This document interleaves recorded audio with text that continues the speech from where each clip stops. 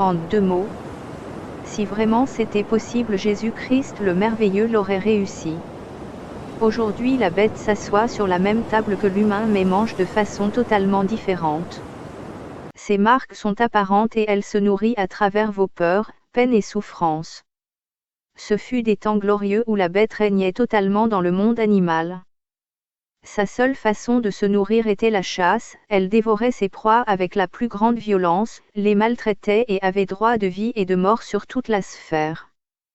Puis dans l'histoire de la vie vint une autre étape, celle de l'humanité, qui est censée vivre selon les merveilleux principes de la liberté.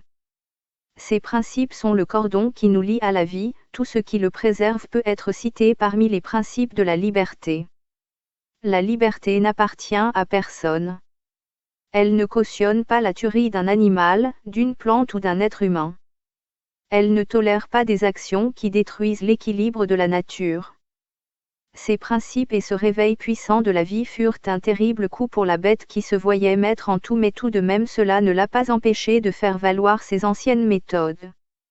Elle a appris à s'y faire en se refaisant une tunique totalement modifiée, lui permettant de vivre superficiellement selon ses principes mais de rester la même bête aussi dangereuse et cruelle que ce qu'elle a été du temps des forêts et savanes glorieuses.